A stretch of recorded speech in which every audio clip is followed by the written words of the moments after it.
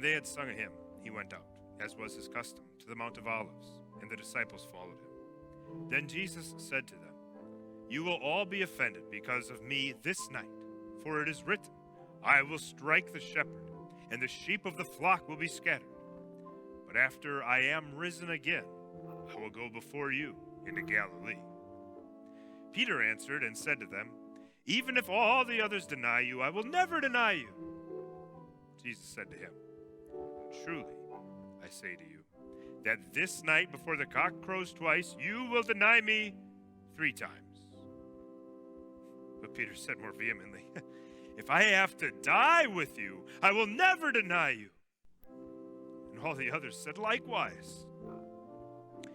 They went over the brook Kidron and came to a place which was called Gethsemane. There was a garden there, and he went into it with his disciples. Judas, who betrayed him, knew the place, for Jesus often met there with his disciples.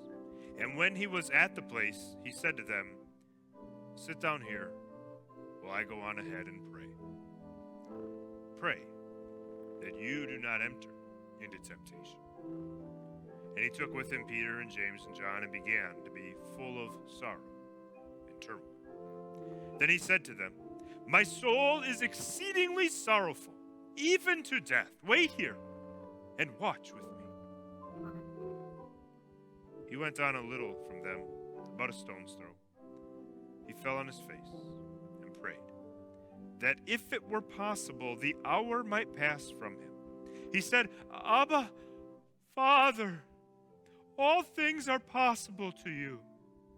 Take this cup from me. Nevertheless, not what I will, but what you will." An angel appeared to him from heaven, strengthening him. And he prayed, saying, "O my Father, if it is possible, let this cup pass from me. Nevertheless, not as I will, but as you will." In agony, he prayed more earnestly, "Father, if you are willing, remove this cup from me. Nevertheless, not my will, but yours be done."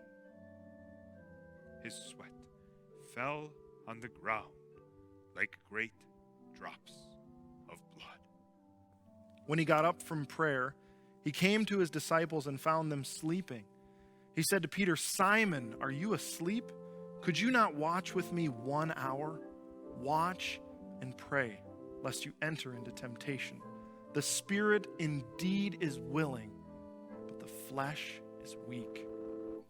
He went away again the second time and prayed, saying, "O my Father, if this cup may not pass away from me except I drink it, your will be done." When he returned, he found them asleep again, for their eyes were heavy, and they did not know what to answer him.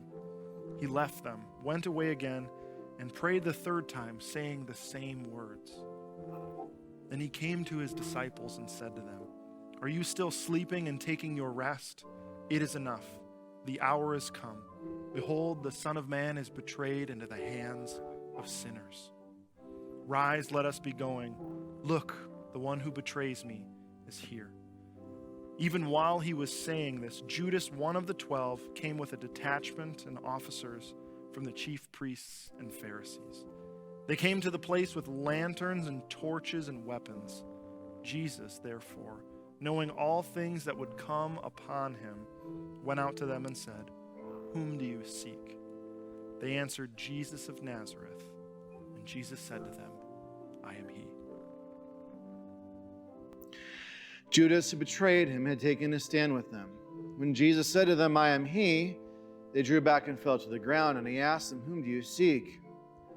They said, "Jesus of Nazareth." Jesus replied, "I told you that I am he. If I am the one you seek, then let these others go." This was to fulfill the word he had spoken. "Of those you gave me, I have lost not one." Now he that was betraying Jesus had given them a sign, saying, "The one whom I shall kiss, that is he. Seize him and be sure to take him away securely." He went straight up to Jesus and said, "Hail, Master," and kissed him. Jesus said to him, "Friend, why have you come? Judas, do you betray the Son of Man with a kiss?" They came then and laid their hands on Jesus and took him.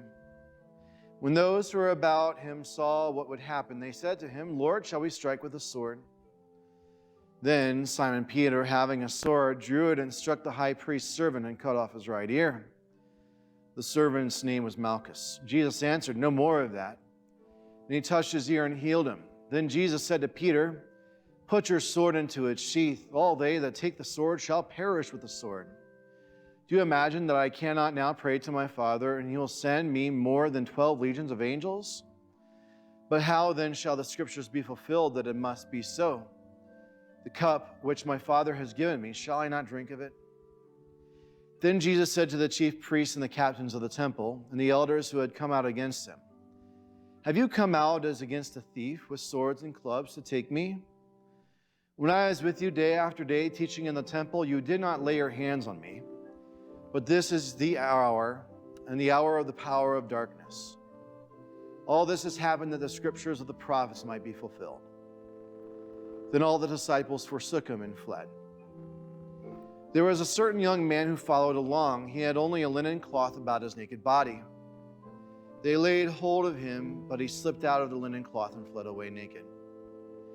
Then the detachment and the captain and the officers of the Jews seized Jesus and bound him, and led him away to Annas first, for he was the father-in-law of Caiaphas, who was the high priest that year.